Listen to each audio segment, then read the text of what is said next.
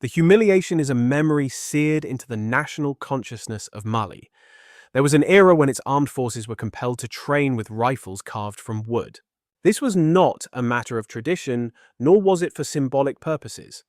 It was because actual functioning weapons were deliberately withheld. This state of affairs was not due to poverty, as Mali possesses abundant gold reserves.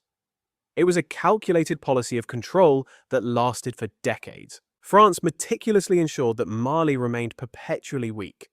In time, terrorism arrived and the nation was tragically transformed into a proving ground for hellish conflict. But just yesterday, a fundamental shift occurred. A new arsenal of advanced weapons was delivered directly to the custody of the Malian army. This equipment was purchased with Mali's own gold without seeking external permission and without offering any apologies. The message this sends is unequivocally clear. Mali is finished with asking for what is rightfully its own. We have a brief but important message before we continue. This media platform has been demonetized, suppressed by algorithms, and faces constant pressure because broadcasting the unvarnished truth is an expensive endeavor. If you desire the existence of an independent pan-African media voice that is not accountable to any government or foreign embassy, we urge you to join the channel membership available below. Our members are not merely supporters. They play an active role in helping to determine the subjects of our next investigations. Now let us examine how Mali transitioned from carrying wooden guns to possessing a will of steel. I need to take you back into the recent past because it is essential to comprehend what the Malian people have been forced to endure. For years, stretching into decades, Malian soldiers conducted their drills with wooden rifles. That's correct, wooden. This was not a consequence of the nation being unable to afford real ones. Mali is in fact one of the foremost gold producers on the entire African continent. The reason was that France exerted comprehensive control over Mali's security infrastructure, dictated its military partnerships, shaped its budgetary priorities, and most critically governed its very ability to arm its own military.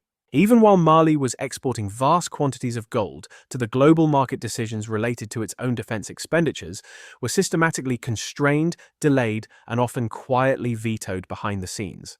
The official rationale was consistently the same. You have no need for powerful weapons because you are not in a state of war. Does that argument sound familiar? It is the exact same falsehood they peddled to Burkina Faso.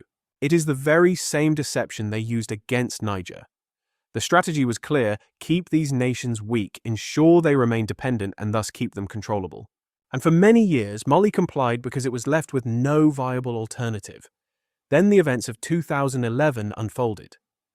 Libya collapsed. NATO forces dismantled Gaddafi's government and simply walked away from the ensuing power vacuum. The weapons, the battle-hardened fighters, and the resulting chaos did not simply evaporate. They cascaded southward across the continent into the Sahel, pouring directly into Mali. Terrorist organizations with affiliations to Al-Qaeda and ISIS streamed across the border. They advanced with remarkable speed. Their movements were highly organized. Meanwhile, Mali, with its wooden practice rifles and strictly rationed ammunition, was completely incapable of stopping them. The entire northern region of the country crumbled almost overnight. Expansive territories fell completely outside of state authority. Timbuktu, Kidal were all lost. And where was France during this crisis? They eventually did make an appearance, launching Operation Serval, which later became Operation Barkhane, deploying thousands of French troops onto Malian soil. But here is the crucial reality of that intervention. While French operations were fully deployed, the Malian national forces remained deliberately under-equipped, were not properly trained, and were kept in a state of structural dependency. France effectively managed the entire battlefield. Mali was simply left to bleed upon it. All major decisions were outsourced to foreign command. Military strategy was imposed from the outside. Mali became a live laboratory for the testing of French counter-terrorism doctrines. And as terrorism continued to spread, it was the Malian soldiers who paid the highest price. They fought with extraordinary courage, but they fought without the necessary power to prevail.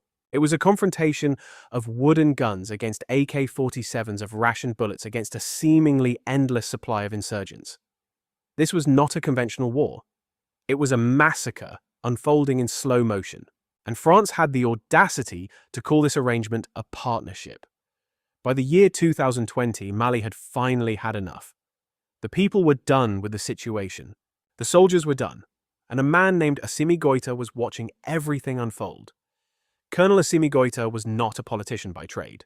He was a professional soldier, a member of the Special Forces. He had first-hand experience on the battlefield. He had witnessed his brothers in arms die, holding outdated weapons, while French forces operated with complete air superiority, advanced intelligence, and unlimited resources. He had seen the lie for what it was. And in August of 2020, he took decisive action. Goïta led a military coup that removed President Ibrahim Keïta from his position of power. The publicly stated justification was the catastrophic failure of security. The government had failed in its most basic duty. Terrorism was spreading unchecked. Soldiers were dying needlessly. And absolutely nothing was changing for the better. But here is what truly distinguishes Goïta's actions. He did not just oust a president. He set about dismantling an entire system, a system specifically engineered to keep Mali in a state of perpetual weakness. It was a system where Mali's vast gold wealth was used to fund foreign banks, while its own defenders were forced to train with wooden guns. It was a system in which France ultimately decided what military hardware Mali was allowed to buy when it was permitted to act, and how much it could allocate for its own national defense. Goïta looked at that entire corrupt system and declared, "No more." France was subsequently expelled from Mali. Not politely, not gradually, but immediately and completely. All military agreements with France were unilaterally terminated and their bases were closed down.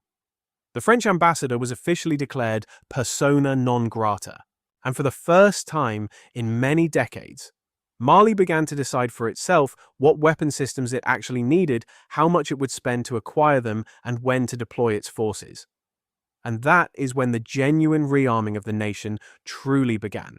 New suppliers were found in Russia, Turkey, and China, basically any nation willing to sell advanced military equipment without attaching debilitating political strings. Unmanned aerial drones, combat helicopters, armored vehicles, modern artillery ammunition, and comprehensive training programs started to flow into the country. Mali was not just purchasing weapons. It was fundamentally reclaiming its national sovereignty. And the funding for this historic shift came from Malian gold. Because this is the critical point that many outside observers fail to understand, Mali was never truly poor. It was a nation whose wealth was controlled. Its gold mines generated billions of dollars in revenue, but that wealth was locked away in foreign financial systems. It was restricted by French oversight and funneled through international agreements that prioritized the interest of everyone except the Malian people themselves. Goïta decisively broke those economic chains. He redirected Mali's gold revenues to be funneled directly into the defense budget. There was no permission sought, no approval requested, and no excuses offered. And yesterday, we all witnessed the tangible results of this new policy. A fresh delivery of modern military equipment arrived directly for the Malian army. This was a direct army-to-army transfer, completely operational, from the moment of arrival, bypassing any intermediaries, United Nations supervision, or French-led partnerships. What we are witnessing is not a display for parades or a tool for propaganda. It is in fact a grave preparation because President Assimi Goïta has fully grasped the critical warnings issued by President Ibrahim Traoré. A severe period of turmoil dubbed the Black Winter is on the horizon, and it is crucial to understand what this term truly signifies. This is not some ill-defined metaphor, it is a concrete forecast of coming events. President Ibrahim Traoré, the current leader of Burkina Faso and president of the Alliance of Sahel States, has issued a stark warning that the Sahel region is about to enter a period of profound and intensified destabilization.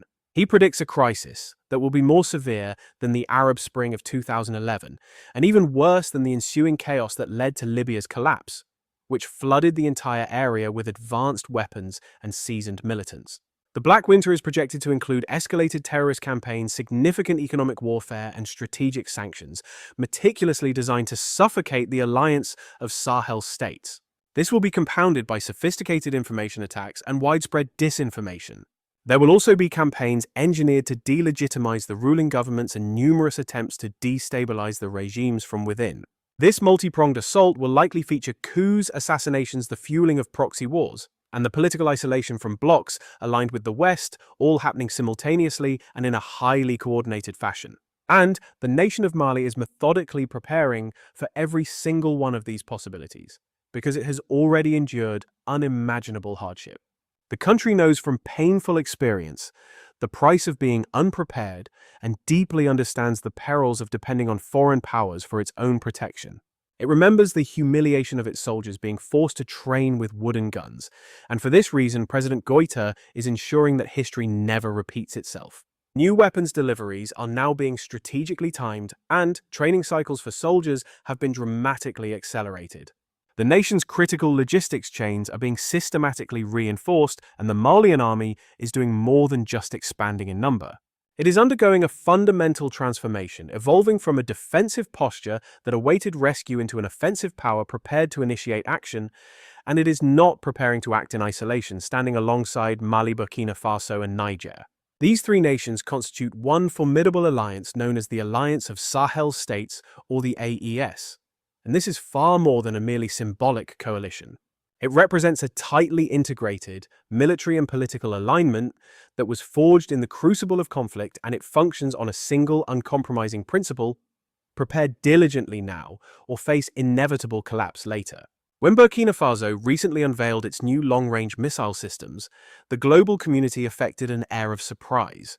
When Niger mandated the expulsion of both French and American military forces, international observers quickly labeled the decision as reckless.